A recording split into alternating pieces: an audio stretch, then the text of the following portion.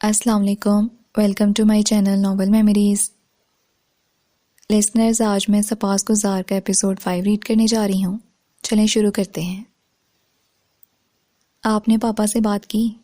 وہ T V کو خاموش کیے اس پہ سری لنکا پاکستان کا کوئی میچ دیکھ رہا تھا۔ بچے ریشم کے ساتھ قریبی پارک کیے ہوئے تھے۔ سر درد کی وجہ سے وہ ان کو گھمانے نہیں لے جا سکا تھا، ورنہ وہ ہر ویکینڈ پہ اس کا معمول تھا کہ وہ بچوں کو خاص وقت دیتا تھا۔ کون سی بات؟ گھر کی بات۔ اور کون سی بات؟ وہ وارڈروب سے سارے کپڑے نکال رہی تھی جو اسے استری کے لیے بھجوانا تھے۔ نہیں کی اور نہ ہی کروں گا، اس نے 2 ٹوک جواب دیا۔ بیڈ کے پشت سے ٹیک لگائے وہ ہلکے ہاتھوں سے سر کو دبا رہا تھا۔ وجہ؟ آخر مسئلہ کیا ہے بات کرنے میں؟ اس نے ہاتھ روک کر شوہر کو دیکھا۔ کیا بات کروں ان سے میں؟ ان کی زندگی میں ہی ان سے پراپرٹی میں حصہ مانگنے بیٹھ جاؤں کیا؟ پراپرٹی میں حصے کی بات کون کر رہا ہے؟ میں تو بس یہ چاہتی ہوں کہ ریٹائرمنٹ پہ جو گھر انہیں ملا ہے وہاں شفٹ ہونے کی بجائے وہ اس گھر کو سیل کر دیں اور بحریہ میں ہمارا گھر بنوانے میں کچھ رقم انویسٹ کر دیں، پھر ہمارے ساتھ ہی شفٹ ہو جائیں۔ پاپا نہیں مانیں گے۔ اپنے باپ کو وہ جانتا تھا اور ان سے ڈرتا بھی تھا، اسی لیے ایسی کوئی حماقت نہیں کرنا چاہتا تھا جو انہیں ناراض کرے۔ ابھی بھی تو وہ ولید کے ساتھ فلیٹ میں رہ رہے ہیں، ہمارے ساتھ رہ لیں گے تو کیا مسئلہ ہے؟ وہ جانتی تھی کہ ولید اور اس کی بیگم سے اس کے سسر کی زیادہ بنتی تھی۔ ولید اس کا جیٹ تھا اور اس کی بیگم لائبہ ورکنگ وومن ہونے کے ساتھ ساتھ پورا گھر اچھے سے سنبھالتی تھی۔ اس کی عادات اس کے سسر کو بڑی پسند تھی۔ رتابہ کی اسی ایک بات پہ اس سے حتیٰ کہ سسر تک سے نہیں بنتی تھی کہ وہ لائبہ کی زیادہ طرفداری کیا کرتے تھے، لیکن اس نے کبھی اپنے رویے میں بدلاؤ لانے کا تردد نہیں کیا۔ اس کا خیال تھا کہ اس کے سسر کو ڈاکٹر بہو پہ زیادہ فخر ہونا چاہیے تھا بنسبت ٹیچر بہو کے۔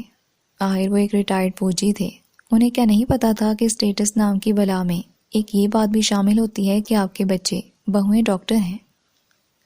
فی الحال میرے پاس اتنی سیونگز نہیں ہے کہ میں گھر بنانے کا سوچ بھی سکوں۔ جو کچھ بھی تھا ایک پلاٹ لینے پہ لگا دیا، اب مزید گھر کے لیے کہاں سے لاؤں؟ میں اتنا نہیں کماتا کہ ماہانہ لاکھوں لگا بھی دوں اور بچا بھی لوں۔ لاکھوں خرچ نہیں کرتے ہم۔ اور مجھ پہ بھلا کیا خرچ کرتے ہو جو تم بات بات پہ جتانے بیٹھ جاتے ہو؟ اس کے تلخ جملے پہ دانش نے اسے تعصب سے دیکھا۔ اس عورت سے بحث کرنے کا کوئی فائدہ نہیں تھا، اس کا سر درد ہی بڑھ جانا تھا، اسی لیے وہ خاموش ہو گیا۔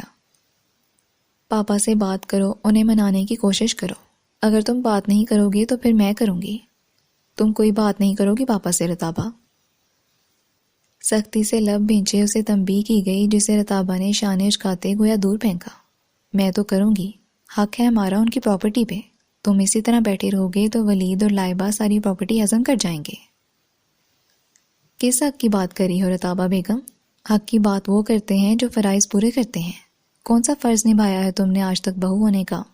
وہاں تم کہتی ہو کہ وہ تمہارا فرض نہیں ہے اور پراپرٹی کی بات پہ تمہارا حق بن جاتا ہے۔ اس کا سر درد مزید بڑھ گیا تھا۔ شاید جن مردوں کی بیویاں ایسی ہوتی ہیں وہ مستقل سر درد کا شکار رہتے ہیں۔ شاید اسی لیے ہمیں ایسی دعا سکھائی گئی ہے جس میں ایسی بیوی سے پناہ مانگی گئی ہے جو وقت سے پہلے بوڑھا کر دے۔ وہ میری ذمہ داری نہیں ہے، آپ کی ہیں، اور پراپرٹی میں حق بھی آپ کا ہے جو مانگنے کی بات کر رہی ہوں۔ اور انفیکٹ میں تو پراپرٹی میں حق کی بات نہیں کر رہی، میں تو بس یہ چاہتی ہوں کہ وہ ہمارے گھر بنانے میں کچھ کنٹریبیوٹ کریں، بھلے بعد میں وہ آپ کو حصہ نہ دیں۔ اب وہ اس عورت سے کیا بحث کرتا کہ بی بی یہ پراپرٹی میں حصہ لینا ہی ہوتا ہے، جسے وہ الفاظ کے پیراہن سے آراستہ کر کے پیش کر رہی ہے۔ دانش ہی کمرے سے باہر نکل گیا تھا۔ اس میں مزید اس عورت کی باتیں سننے کا یارانہ تھا۔ دراصل وہ عورت ہی اس کا سر درد تھی۔ پھر اس نے پاپا سے بات تو نہیں کی، لیکن نہ جانے کیوں انہوں نے فیصلہ کر لیا کہ وہ اپنی ریٹائرمنٹ کے بعد ملنے والے گھر میں شفٹ ہو رہے ہیں، جو ایک عرصے سے کرائے پہ چڑھا رکھا تھا۔ گھر خاصا بڑا تھا، اسی لیے ان کے دونوں بیٹے اوپر نیچے کے پورشنز میں الگ الگ رہ سکتے تھے۔ دانش نہیں جانتا تھا کہ رتابہ کے دل میں کیا سمایا تھا، لیکن حیران کن بات تھی کہ وہ بنا کسی بحث کے اس گھر میں رہنے پہ آمادہ ہو گئی تھی۔ تم وہاں جا کر رہو گی؟ اسے ہضم نہیں ہو رہا تھا۔ تو کیوں نہ رہوں، میری سسر کا گھر ہے، جب ولید اور لائبہ رہ سکتے ہیں تو ہم کیوں نہیں؟ شاید وہ جیٹ جیٹھانی کے مقابلے میں ایسا کر رہی تھی۔ دانش کو یہی لگا تھا۔ وہ جگہ تو میں ہاسپٹل سے دور پڑے گی، میں ہاسپٹل چینج کر رہی ہوں، مجھے مریم ہاسپٹل سے اچھی آفر آئی ہے، میں وہاں جوائن کر رہی ہوں۔ اس نے اس ہسپتال کا نام لیا جو اس کالونی سے بہت قریب تھا، جہاں پاپا کو گھر ملا تھا۔ دانش کو سمجھ نہیں آ رہی تھی کہ وہ کیا کرنا چاہتی ہے۔ بچوں کے اسکول کا کیا ہوگا؟ وہی قریبی برانچ میں شفٹ کروا لیں گے، اٹس ناٹ اے پرابلم۔ وہ ہر مسئلے کا حل سوچے بیٹھی تھی۔ یہ بات حیران کن تھی۔ Are you sure? رتابہ نے شانے اچکائے۔ کم از کم اس فرینڈ کے گھر سے جان چھوٹے گی اور کچھ سیونگ ہاتھ آئے گی۔ دانش نے گہری سانس لی۔ وہ عورت کوئی بھی کام گھر سے حالی نہیں کرتی تھی، لیکن یہ سب بے حد حیران کن تھا کہ وہ اکٹھے رہنے کے لیے مان کیسے گئی ہے۔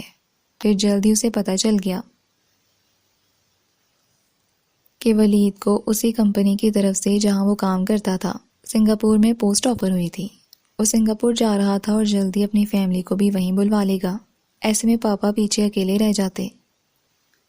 رتابہ کے پاس یہ سب سے مناسب وقت تھا اپنے اور پاپا کے درمیان موجود دیوار گرانے کا، اور یقیناً یہی سب سوچ کر وہ یہاں سے شفٹ ہونے کے لیے مانی تھی۔ دانش کو اس دن تسلیم کرنا پڑا کہ وہ کبھی اس عورت کی عقل تک وقت سے نہیں پہنچ سکتا تھا جو ہر بات میں اپنا مفاد ہی سوچتی تھی۔ مشکل وقت آپ کو مارنے کے در پہ ضرور ہوتا ہے، مگر ایسے وقت میں لڑنا بلاہے رستے نکال ہی دیتا ہے۔ ابھی تک رستے بن رہے تھے جن پہ چلنے کا سامان وہ ساتھ رکھتی تھی، لیکن مشکل وقت مزید مشکل ہوا چاہتا تھا۔ جن 2 ڈیلرز کے ساتھ وہ کام کر رہی تھی انہوں نے یکدم اس سے معذرت کر لی، مطلب اسے صاف بتا دیا کہ اب وہ اس کے ساتھ مزید کام نہیں کرنا چاہتے۔ وہ بذات خود ان سے ملنے گئی تھی، انہیں قائل کرنے کی اپنی سی کوشش کرنے۔ اس کے کام سے مطمئن تھے، لیکن انہیں اس سے بھی سستے میں کام کرنے کے لیے کوئی نئے کاریگر مل گئے تھے۔ وہ کم پیسوں میں بڑا آرڈر کم وقت میں پورا کر کے دے رہے تھے، اسی لیے اب وہ اس کے ساتھ کام کو سراسر گھاٹے کا سودا گردان رہے تھے۔ وہ ان کی شکل ہی دیکھ کر رہ گئی۔ اب وہ اس سے بھی سستے میں کام کرتی تو پھر گھاٹے کا سودا اس کے ہاتھ آتا۔ ایک کاروباری دنیا تھی جہاں ہر کوئی اپنا فائدہ دیکھتا ہے۔ میڈم شیری نے اسے یقین دلایا تھا کہ وہ نئے ڈیلرز کو اس کا کام دکھائیں گی اور جلد اسے کسی اور جگہ سے کام مل جائے گا۔ فی الحال وہ ایک بک شاپ کے ساتھ کام کر رہی تھی جو اسے ہینڈ میڈ چیزوں کے چھوٹے موٹے آرڈر دے دیتی تھی۔ وہ مایوس نہیں تھی کہ یہ شیطان کا ہتھیار ہے اور شیطان کو ہی زیب دیتا ہے۔ اسے اس ہتھیار کو پکڑنے کی کوئی حسرت تھی۔ وہ ان راستوں کو ڈھونڈنے نکل کھڑی تھی جو اللہ نے ایک دوسرے کے آگے پیچھے اس کے لیے چھپا رکھے تھے۔ بک شاپ کے چھوٹے موٹے آرڈر پورے کرتے، ہمدان کو پڑھاتے، اکیڈمی آتے جاتے، کلاس لیتے، ہر جگہ وہ دل میں یہی دعا کرتی تھی کہ اسے مزید کام مل جائے اور وقت اپنی میعاد کو اس پہ طویل کر دے۔ تمام 52 گھڑیوں کی سوئیوں کو اس کے لیے آہستہ چلائے تاکہ وہ اپنا ہدف پورا کر سکے۔ لگتا ہے کام ختم ہو گیا تمہارا۔ 4 دن کا چاؤ تھا اتر ہی گیا۔ رتابہ کا کام بس طنز کرنا ہی رہ گیا تھا۔ لاکھوں جمع نہیں ہو سکے، اب تم ڈاکٹر کیسے بنو گی؟ کام نہ ہونے کی صورت میں وہ ممٹی کی بجائے کمرے میں رہتی تو یہ زہر پینے کو ملتا۔ یہ اس کی بدقسمتی تھی کہ عین انہی دنوں میں جب اس کے پاس کام نہیں تھا، رتابہ کا چکر میکے میں لگا تھا اور اس کی باتیں اور مسکراہٹیں فاطمہ کا دل چلا گئی تھیں۔ یہ اس کی بہن تھی، اس کی سگی بہن جو سب سے بڑی تھی اور اپنی سب سے چھوٹی بہن سے یہ سب کہہ رہی تھی۔ اس کی ناکامی پہ خوش ہو رہی تھی صرف اس لیے کہ وہ اس کی برابری نہ کر لے، اس کی طرح ڈاکٹر نہ بن جائے، حالانکہ اس کا مقام کون سا کم ہو جانا تھا۔ اگر فاطمہ ڈاکٹر بن جاتی، لیکن کہانی تو وہی ابلیس کے حسد کی تھی۔ آدم کی تخلیق سے ابلیس کے اس رتبے میں کوئی کمی تھوڑا ہی آ گئی تھی جو جن ہو کر فرشتوں کے ساتھ اٹھتا بیٹھتا تھا، لیکن اسے حسد بس اس بات کا تھا کہ میرے جیسا کوئی اور کیوں؟ جو میں ہوں وہ کوئی اور بھی کیسے ہو سکتا ہے؟ میری برابری پہ کسی کو بنانے کی ضرورت ہی کیا ہے بھلا؟ اپنی وہی حاسدانہ فطرت اس نے بنی آدم میں بھی زور و شور سے منتقل کرنے کی پوری کوشش کی، اور وہ اس میں کامیاب بھی ٹھہرا ہے۔ شاید کسی نے آئینہ دکھا دیا ہے، رتابہ طنزیہ مسکرا کر کہہ کر گزر گئی۔ لوگ اور لوگوں کی باتیں، اف، تنقید کرنے والا آپ کو 2 طرح سے سکھاتا ہے: خاموش رہ کر برداشت کرنا، جواب دے کر دفاع کرنا۔ یہ تنقید سننے والے پہ منحصر ہے کہ وہ کیسے چھوڑتا اور کسے اپناتا ہے۔ رتابہ نے اسے دونوں طریقے سکھا دیے تھے۔ اس نے ایک لفظ بھی نہیں کہا، نہ بہن سے نہ اللہ سے۔ ابھی کشتیاں کہاں جلی تھیں، رستے کہاں رکے تھے، امیدیں کہاں تمام ہوئی تھیں، پھر وہ کیوں سوال اٹھاتی؟ انسان کو دعا کرنے کا حق دیا گیا ہے، شکوہ کرنے کا نہیں، اور انسان دعا چھوڑ کر جو کام سب سے پہلے کرتا ہے وہ شکوہ کرنے کا ہی کرتا ہے۔ برے وقت سے گزرنے کے لیے آپ کو اکثر مضبوط ہونے کے ساتھ ساتھ ڈھیٹ بھی بننا ہوتا ہے۔ سنو، دیکھو اور یوں ہو جاؤ جیسے گونگے ہو۔ بہترین طریقہ، بہترین ترکیب۔ بار بار جواب دینے سے آپ تھکنے لگتے ہیں، اور دوسروں کے لیے خواہ مخواہ خود کو تھکاوٹ میں مبتلا نہیں کرنا چاہیے۔ جب جب وہ پارک جاتی وہاں سامان بیچتے بچے اسے سکھاتے کہ ہم بھی تو ہیں جن کا کام روز نہیں چلتا۔ مال روز نہیں بکتا، مگر ایک دن نہ بکنے کا مطلب یہ نہیں ہے کہ اگلے دن بھی ایسا ہوگا۔ محنت کی قیمت کم ہی صحیح، دیر سے ہی صحیح وصول ہو ہی جاتی ہے۔ اپنے اندر برکت رکھتی ہے، 100 کو کئی 100 سے ضرب دیتی ہے، لیکن کبھی صفر نہیں ہوتی۔ اللہ نے اس کے لیے ضرب بھی تخلیق کیا ہے، نہ اس سے کم نہ زیادہ، بس اس ضرب کا وقت تعین ہے۔ کبھی یہ ضرب ساتھ ساتھ ہوتا جاتا ہے اور کبھی ایک ہی بار یکدم۔ آپ اب اداس رہتی ہیں۔ ہمدان منہ میں پین دبائے اسے یوں ہی بیٹھا دیکھ رہا تھا۔ کس نے کہا یہ؟ ہمدان نے خود ہمدان سے کہا ہے۔ وہ مسکرا دی۔ اور ہمدان نے کیوں ہمدان سے یہ کہا؟ اب آپ ہنستی کم اور سوچتی زیادہ ہیں، اور چاچو کہتے ہیں کہ زیادہ سوچنے والے پریشان ہوتے ہیں۔ اس کی مسکراہٹ کچھ سمٹی تھی۔ بطخ بننا بھی بھول گئی ہیں، نہ اس کی دعا کرتی ہیں۔ اب مجھے بطخ نہیں بننا، دل محسوس کر اس نے کہا۔ کیوں نہیں بننا؟ جو بننے کا سوچو وہ بن کر ہی دم لو، یہ چاچو کہتے ہیں۔ ویسے کیا آپ کو سوئمنگ آتی ہے؟ اس نے نفی میں سر ہلایا۔ تو بطخ بن کر تو آپ ڈوب جائیں گی اور سب کا نام ڈبوئیں گی، پھر نیوز میں آئے گا دنیا کی پہلی بطخ جو ڈوب گئی۔ اور یکدم ہنستی۔ ہنستے ہنستے اس نے ہمدان کو دیکھتے سوچا، کچھ لوگ نعمت سے کم نہیں ہوتے، ہمدان ایسی ہی نعمت تھا۔ 2 ہول سیل ڈیلرز نے اس کے ساتھ کام کرنے کی خواہش کا اظہار کیا تھا۔ معاوضہ وہ معقول دے رہے تھے، کام بھی مشکل نہیں تھا۔ اسے کینڈل میکنگ اور فوٹو فریمز کے ساتھ انڈور فاؤنٹین کی ویرائٹی بھی تیار کرنا تھی۔ اس کا ٹرینڈ دن بدن بڑھتا جا رہا تھا، سو ڈیمانڈ بھی۔ یہ کام وہ پہلے بار کرنے جا رہی تھی۔ اسے ڈر تھا کہ وہ یہ نہیں کر پائے گی۔ تم یہ بھی کر لو گی، میڈم نے اس کا حوصلہ بڑھایا تھا۔ ساتھ میں کچھ سیریز ڈھونڈ کر دی تھیں کہ وہ انہیں جا کر دیکھے اور ان سے سیکھے۔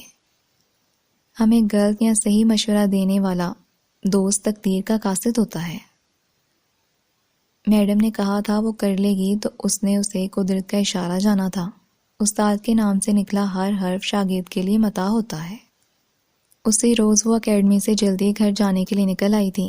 سردیاں رخصت ہونے کو تھیں، سو مغرب اب دیر سے ہوتی تھی۔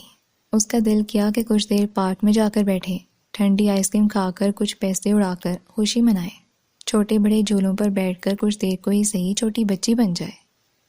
ابھی وہ قصد کر ہی رہی تھی کہ پاؤں پہ جوتے کی گرفت کچھ ڈھیلی پڑی اور یکدم اس کا سائیڈ سٹیپ نکل گیا۔ اب اسے ٹوٹے سٹیپ سے گھر جانا بھی مشکل تھا۔ پارک کیا جاتی، کم بہت ابھی ہی ٹوٹنا تھا۔ دل میں اسے کوستے ہوئے اس نے وہیں فٹ پاتھ پہ بیٹھ کر سٹیپ کو واپس ڈالنے کی کوشش کی، جو ناکام رہی۔ پاؤں کا دباؤ پڑنے پہ وہ پھر سے نکل آتا تھا۔ اب اس ٹوٹے جوتے میں پاؤں ڈال کر لنگڑانے سے بہتر تھا کہ وہ جوتا ہاتھ میں لیے پیدل چل پڑتی۔ تو کیا ہوا جو ننگے پیر چلنا شروع کر دوں؟ ہر بندے کا زندگی میں کبھی نہ کبھی جوتا ٹوٹتا ہے، وہ اسی طرح شرمندہ ہوتا ہے۔ مزید جوتا اس کے پاس بھی نہیں ہوتا تو وہ ننگے پیر ہی چلتا ہے، ٹوٹے ہوئے جوتے میں پاؤں ڈال کر اسے گھسیٹتا ہے۔ خود کی ڈھارس بندھاتے وہ دونوں جوتے ہی ہاتھوں میں لے چکی تھی۔ آج وہ ہمدان کی مس ہونے کا پورا ثبوت دے گی۔ اس کی طرح سڑک پہ بنا جوتے کے چل کر ایک نیا ٹرینڈ سیٹ کرے گی۔ پھر کیا پتا کوئی ہالی ووڈ نہ صحیح بالی ووڈ سے ہی اسے بلوا لے۔ اس بارے میں سوچ کر ہی اسے ہنسی آ گئی۔ تبھی ایک تیز کرولا اس کے قریب سے گزری اور یکدم اسے بریک لگی۔ پھر رفتہ رفتہ وہ پیچھے کو آنے لگی۔ اسے دل ہی دل میں لاحول پڑا۔ جھک کر جوتا اٹھاتے ساتھ ایک پتھر بھی چپکے سے اٹھا لیا تاکہ اسے آنے والے کے سر پہ بجا سکے۔ Excuse me, any problem? گاڑی کا شیشہ نیچے کیے ایک ڈیشنگ سا نوجوان اسے پوچھ رہا تھا۔ بڑا ہمدرد بن رہا ہے، نہ منہ نہ متھا، جن پاڑوں لتھا۔ اس نے دل ہی دل میں سوچا اور اسے نظر انداز کر کے ادھر ادھر دیکھنے لگی جیسے سنا ہی نہ ہو۔ میں آپ سے مخاطب ہوں مس، ہمدان کی مس۔ اسے نظر انداز کیا جانا نوجوان کو بڑا ہی کھلا تھا۔ سب ذرا زور سے بولا کہ اگر وہ بہری وہری ہے تو اچھے سے سن لے۔ ہمدان کا نام سنتے ہی وہ اچھل پڑی۔ پورے دیدے پھاڑ پھاڑ کر اس کا جائزہ لیا۔ اس سے پہلے اس نے اس شخص کو کبھی نہیں دیکھا تھا۔ یہ کیسے جانتا ہے کہ میں ہمدان کی ٹیوٹر ہوں؟ کیا ہمدان اتنا مشہور ہے یا اسے پڑھانے سے میں مشہور ہو گئی ہوں؟ منہ میں من من کرتے اس نے خود سے پوچھا، لیکن یہ پوچھا جانا بڑے بڑے سنہری حروف میں اس کے ماتھے پہ لکھا گیا، جو سامنے گاڑی میں بیٹھے اس لڑکے نے بخوبی پڑھ لیا۔ میں ہمدان کا چاچو ہوں، شمشاد۔ آئے ہائے، بھری جوانی میں ایسا نام جیسے کارمینا کی گولی چبا لی ہو۔ اس نے او کے انداز میں ہونٹ سکوڑے اور سمجھنے والے انداز میں سر ہلایا۔ میں آپ کو چھوڑ دوں؟ آپ کا پاؤں شاید زخمی ہے۔ اس نے سرسری سی نگاہ اس کے ننگے پیروں پہ ڈالی، پھر ہاتھ میں تھامے جوتوں پہ، لیکن شاید اس کی حفت مٹانے کے لیے اپنے جملے میں ترمیم کر ڈالی۔ نہ جانے پاؤں زخمی ہونے اور جوتا ٹوٹنے میں سے زیادہ بے عزتی والی بات کون سی ہے؟ شاید جوتا ٹوٹنا۔ اس نے لڑکے یعنی چاچو کو ٹوکنا مناسب نہ سمجھا اور دل ہی دل میں حساب کتاب کرتے سر اس بات میں ہی ڈالا کہ ہاں اس کا پیر ہی زخمی ہے۔ پھر گاڑی کا پچھلا دروازہ کھول کر بیٹھنے لگے۔ اف یو ڈونٹ مائنڈ، آگے بیٹھ جائیں کیونکہ میں آپ کا ڈرائیور نہیں ہوں۔ ایویں وہ بھی ڈھیٹ بن کر پیچھے کا دروازہ کھول کر دھب سے بیٹھ گئی۔ ہوتے ہوں گے ایسے ادب آداب اس کی بلا سے۔ وہ کیوں بلا ایسے آداب نبھائے جو اس کی نظروں میں بے ادبی کے مترادف ہوں؟ منہ شیشے سے باہر نکال کر وہ مزید ڈھیٹ بن گئی۔ عجیب لڑکی ہے۔ وہ بھی بڑبڑاتے ہوئے گاڑی سٹارٹ کر چکا تھا۔ عجیب بھی ہوں اور غریب بھی۔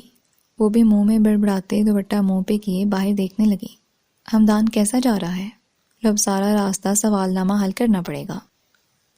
برا سا منہ بناتے اس نے تب کر سوچا تھا، اچھا، اجنبی لوگوں سے وہ یوں بھی بات کرنا پسند نہیں کرتی تھی، اور خاص طور پر جب وہ مرد ہوں۔ گڈ، آپ کی بہت باتیں بتاتا ہے۔ آپ سے بھی یقیناً ہم سب کی کرتا ہوگا۔ اسے بولنے کی بہت بیماری ہے۔ خاندانی بیماری لگتی ہے، دل میں اس نے سوچا اور جواباً خاموش رہی۔ اس کا رزلٹ بہت زیادہ امپروو ہوا ہے۔ ذہین تو وہ بلا کا ہے، بس دھیان نہیں دیتا۔ بھابی کہہ رہی تھیں کہ وہ آپ کی فیس بڑھا دیں گی۔ آپ بہت جان مار رہی ہیں اس پہ۔ آئے ہائے، پہلی بات اچھے کی ہے۔ ویسے اتنا برا بھی نہیں ہے اب ہمدان کا چاچو۔ اندر ہی اندر وہ خوش ہوتے دوپٹے کو رخسار پہ گرائے مسکرا دی۔ جی شکریہ۔ اب اتنی اداب سے حالی تھوڑا ہی تھی کہ تعریف پہ شکریہ بھی نہ کہتی۔ میں ہی بولے جا رہا ہوں، وہ خود ہی کہہ کر مسکرا دیا۔ ہمدان کے چاچو جو ٹھہرے، بولنا تو تمہارا ہی بنتا ہے۔ اتنے میں گھر آ گیا۔ وہ شکریہ ادا کرتے جلدی سے اتر گئی، لیکن وہ تو گاڑی سمیت وہیں جم گیا۔ اب کیا اندر آ کر چائے پینے کا ارادہ ہے؟ لیچڑ کہیں کا۔ بیل پہ اس نے ہاتھ رکھا تو ہٹانا بھول گئی کہ کھل بھی چکے گیٹ۔ امی نے دروازہ کھولا اور حیرت سے سامنے کھڑی گاڑی کو دیکھا۔ السلام علیکم آنٹی، کیسی ہیں آپ؟ امی کی آنکھوں میں بھی شناسائی کی رمق جاگ اٹھی تھی۔ ویسے تو کبھی سلام نہیں کیا ہوگا آنٹی کے بھانجے نے، آج ہی ساری کسر نکالے گا۔ تپتی ہوئی وہ امی کی ایک طرف سے نکل کر اندر چلی گئی۔ تم شمشاد کے ساتھ آئی ہو؟ امی نے اندر داخل ہوتے ہی پہلا سوال یہی پوچھا تو اس کا موڈ مزید بگڑ گیا۔ میرا جوتا ٹوٹ گیا تھا رستے میں۔ 2 سال پرانی چپل کے اب بھی ٹوٹ جانے کا اسے دکھ تھا۔ بھلا کتنا ساتھ نبھاتی معصوم۔ کام کرنے کی اجازت اعتماد کر کے دی ہے تمہارے ابا نے، محلے میں تماشا بنانے کے لیے نہیں۔ وہ امی کا منہ دیکھتی رہ گئی۔ بھلا اس نے کہاں کوئی تماشا کیا تھا؟ اب ٹوٹی چپل میں پیر ڈالے وہ چلنا شروع کرتی تو کل ہی گھر پہنچتی۔ لیکن یہاں کسے اس کے مسائل کی پرواہ تھی؟ بتا بھی دیا تھا کہ چپل ٹوٹ گئی، پھر بھی ایسی بات کہہ دی۔ امی کبھی اس کی مشکلات نہیں سمجھتی تھی۔ منہ بنائے وہ کمرے میں چلی گئی۔ 2 دن بعد آرڈر اسے مل چکا تھا۔ ان ڈیلرز کے ساتھ کام کر کے اسے بہت منافع ہوا تھا۔ ایک کام بگڑے تو اگلا کام سنور ہی جاتا ہے۔ بند در پہ کوئی در کھل بھی جاتا ہے، کیونکہ اللہ کا در کبھی بند نہیں ہوا کرتا۔ جب قدرت آپ کو ایک مٹی سے اکھاڑتی ہے تو سمجھ لینا چاہیے کہ اس نے کہیں آپ کے لیے زیادہ زرخیز مٹی تیار کر رکھی ہے جو خوب پیداوار دے گی۔ وہ اپنی کسی تکلیف کا تذکرہ میڈم شیری سے بھی نہیں کرتی تھی۔ وہ کتنا جمع کر چکی ہے اور کتنا کرنا ابھی باقی ہے، یہ اس کا سر درد تھا۔ انسان کی تکلیف اتنی ارزاں نہیں ہوتی کہ وہ اسے یوں اریاں کرتا پھرے۔ اریانی ہمیشہ تماشا ہوتی ہے۔ لوگوں نے اسے دیکھا، سنا، تفریح سمجھا، تبصرہ کیا اور چل دیے۔ تماشا ختم۔ وہ پھر سے کام میں بے حد مصروف ہو چکی تھی۔ وقت کم رہ گیا تھا اور ہدف ابھی پورا نہیں ہوا تھا۔ اس سال اسے کالج میں ایڈمیشن لینا تھا۔ وہ یہ سال پھر سے ڈراپ نہیں کر سکتی تھی۔ جو کچھ ہونا تھا اب اسی سال ہونا تھا۔ ایڈمیشن 2 مہینے بعد پھر سے شروع ہونا تھے۔ مجھے کالج میں ایڈمیشن کے ساتھ بھی کچھ نہ کچھ کرنا پڑے گا۔ جمع شدہ رقم اور حاصل وقت کا موازنہ کرتے اس نے سوچا تھا اس کے پاس رقم ابھی خاصی کم تھی، پڑھائی کے دوران آرڈرز لینا ممکن نہ تھا، سو وہ ٹیوشنز پڑھا کر کام چلائے گی۔ یہ اس نے سوچ لیا تھا۔ کتنی لڑکیاں گھر کے کاموں اور پڑھائی کے ساتھ ہی کام کرتی تھیں، وہ بھی کر لے گی۔ ٹیوشن وہ ایسے بچوں کو پڑھائے گی جو اسے زیادہ فیس دے سکیں۔ یہ سب اس نے طے کر کے گھر کے باہر اور گلی کے نکڑ پہ ٹیوشن کا ایک چھوٹا سا پرچہ لگا دیا تھا۔ اس دن ہمدان کالے رنگ کی ٹی شرٹ پہن کر آیا تھا جس پہ کچھ لکھا ہوا تھا۔ اس نے غور نہیں کیا کہ وہ کام میں مصروف تھی۔ وہ آتے ہی پچھلے سبق کی دہرائی کرنے لگا۔ کسی بات پہ اس نے سر اٹھا کر ہمدان کو دیکھا تو اس کی شرٹ پہ نظر پڑی جس پہ hard work is for people short on talent لکھا تھا۔ یہ شرٹ بول جی، یہ چاچو نے گفٹ کی ہے، وہ خوشی خوشی بتانے لگا۔ اپنی چھوٹی موٹی خوشیاں وہ بڑا پرجوش ہو کر فاطمہ سے بانٹتا تھا۔ اچھی ہے نا؟ مجھے بہت اچھی لگی۔ فاطمہ کچھ دیر اپنا غصہ ضبط کرتی رہی لیکن پھر اس سے کہے بنا رہا نہیں گیا۔ آج تو یہاں پہن آئے ہو، آج کے بعد یہ میرے سامنے کبھی مت پہننا۔ ہمدان حیران رہ گیا۔ بھلا ایسی کیا بات ہوئی تھی جس پہ اتنا سخت رویہ اپنایا جاتا؟ اسی وقت وہاں سے اپنی کتابیں سمیٹ کر بنا کچھ کہے چلا گیا تھا۔ آج وہ پھر سے اس دن جیسی فاطمہ لگی تھی جس دن اس کا واز چلا تھا۔ وہ اس دن کی طرح چیخی تو نہیں تھی لیکن غصے سے پڑے اس کے ماتھے کے بل، سخت لہجہ اور تیز چلتی سانس نے اسے وہ دن یاد کرا دیا تھا۔ اس دن کی طرح روئی بھی نہیں تھی لیکن ہمدان کو لگا کہ وہ کچھ دیر وہاں اسی شرٹ میں بیٹھا رہا تو وہ رو بھی دے گی۔ وہ اس شرٹ سے اس کی نفرت نہیں سمجھ پایا تھا، لیکن جو شے اس کے لیے قابل نفرت تھی اسے وہ اس سے جلد از جلد دور کر دینے کے لیے وہاں سے چلا گیا تھا۔ پھر نہ جانے وہ کتنی دیر کام نہیں کر سکی۔ اسے شدت سے رونا آ رہا تھا لیکن وہ خود کو رونے سے روک رہی تھی۔ کیا سمجھتا تھا وہ لچڑ انسان کے ذہین لوگوں کے حصے میں کبھی محنت نہیں آ سکتی، ہر چیز انہیں بیٹھے بٹھائے مل جاتی ہے۔ وہ ذہین تھی لیکن قسمت نے اسے پارس کرنے کے لیے اس کے لیے یہی رستہ چنا تھا۔ کبھی کبھی اسے لگتا کہ وہ اتنی محنت کر چکی ہے کہ بیٹھ بیٹھ کر اس کی ریڑھ کی ہڈی گل چکی ہے۔ وہ شرٹ جو کھلے عام یہ کہہ رہی تھی کہ قابل لوگوں کی محنت کی ضرورت نہیں ہوتی، گویا اس جیسے کئی قابل لوگوں کا مذاق اڑا رہی تھی جن کی ذہانت اور قابلیت محنت کے تڑکے کے بنا کام نہیں آتی۔ ہمدان کے جانے کے بعد وہ بہت دیر ضبط کرتے کرتے یکدم پھوٹ پھوٹ کر رونے لگی تھی۔ کہیں اندر کام کی زیادتی، رقم کی اور وقت کی کمی نے آنسوؤں کو زیادہ کر دیا تھا۔ بات اتنی بڑی تھی ہی نہیں کہ یوں رویا جاتا، یہ تو اس کے حالات تھے جو اسے یوں رلا رہے تھے۔ بے بسی تھی جس کا اس کے پاس حل ہو کر بھی جیسے حل نہیں تھا۔ اب اس بند باندھے سیلاب کو چھٹنا تو تھا ہی، سو ایسے ہی صحیح۔ اگلے روز وہ اس کے گیٹ پہ کھڑا تھا۔ آپ نے ہمدان سے کہا کہ وہ اب یہ شرٹ نہ پہنے۔ اس نے اس بات میں سر ہلا دیا۔ یقیناً ہمدان نے گھر جا کر بتا دیا ہوگا۔ بتاتا رہی اس کی بلا سے، یہ اس کا گھر تھا اور یہاں ہمدان اسے پڑھنے آتا تھا، سو اس کی مرضی کے تابع تھا۔ باہر جو بھی کرتا پھرے اسے کیا؟ وجہ جان سکتا ہوں؟ سینے پہ ہاتھ باندھے ابرو جھکاتے وہ پوچھ رہا تھا۔ مزاج برہم تھے۔ یہ نہیں کہا کہ مت پہنے، یہ کہا کہ میرے سامنے مت پہنے۔ اس کے لہجے سے بالکل نہیں ڈری تھی۔ وہ یہاں آپ سے پڑھنے آتا ہے، اپنے کپڑے، جوتوں، بالوں پہ پابندیاں لگوانے نہیں۔ یہ اسکول نہیں ہے جو ود آؤٹ یونیفارم چیزوں پہ فائن دیا جائے یا سزا سنائی جائے۔ میرا نہیں خیال کہ ہمیں آپ کے مشورے کی ضرورت ہے کہ وہ کیا پہنے، کیا کھائے، کیا پیے۔ یہ آپ کا مسئلہ نہیں ہے، یہ سب دیکھنا ہماری ذمہ داری ہے۔ آپ کے کہے کا اس پہ اتنا اثر ہوا کہ اس نے وہ ٹی شرٹ پھاڑ کر جلا دی۔ جانتی ہیں کتنی محبت سے اس کے لیے گفٹ آیا تھا، کتنا خوش تھا وہ اس گفٹ سے۔ وہ اپنے گفٹس کے ریپرز تک سنبھال کر رکھتا ہے، لیکن آپ کی وجہ سے اس نے میرا گفٹ جلا دیا۔ تو بات یہ تھی کہ آگ تو دراصل اسے لگی تھی، شرٹ کو نہیں۔ بول لیا آپ نے، کہہ دیا جو کہنا تھا۔ وہ خاموش ہوا تو اس نے بھی تلہی کو کاٹنے کے لیے تلخ لہجہ اپنایا۔ آپ نے بولا، میں نے سنا، اب میں بولوں گی اور آپ سنیں گے، اور جب میں بولوں گی تو آپ بالکل نہیں بولیں گے۔ شمشاد نے ناگواری سے اسے دیکھا۔ تو مسٹر شمشاد، اس شرٹ پہ جو کچھ لکھا تھا وہ مجھے ٹیز کر رہا تھا، میرا مذاق اڑا رہا تھا وہ جملہ۔ میرے ہاتھوں کو دیکھیں جو کام کر کر کے ایسے ہو گئے ہیں جیسے ان میں ان گنت سوراخ ہوں، جیسے جلد نہیں سوکھی چمڑی چڑھا رکھی ہے میں نے ہڈیوں پہ۔ یہ سب میری محنت کا تحفہ ہے جسے میں جلا نہیں سکتی، نہ ہی پھاڑ سکتی ہوں۔ مجھے انہیں سینے سے لگا کر رکھنا ہے، اور یہ محنت میرا شوق نہیں، مجبوری ہے۔ اس لیے نہیں کہ میں ذہین نہیں ہوں، قابل نہیں ہوں، بلکہ اس لیے کہ یہی رستہ میرے نصیب میں لکھا گیا ہے۔ مجھے ڈاکٹر بننے کے لیے پہلے رقم جمع کرنی ہے، اور پھر نمبروں کے لیے الگ سے محنت کرنی ہے۔ ذہانت بعض جگہ قسمت سے مار کھا جاتی ہے، اور تب محنت آپ کو اوپر اٹھا دیتی ہے، کیونکہ محنت کبھی ہار نہیں سکتی۔ اور اسی ایک فلسفے پہ میری محنت کی کہانی آگے بڑھ رہی ہے۔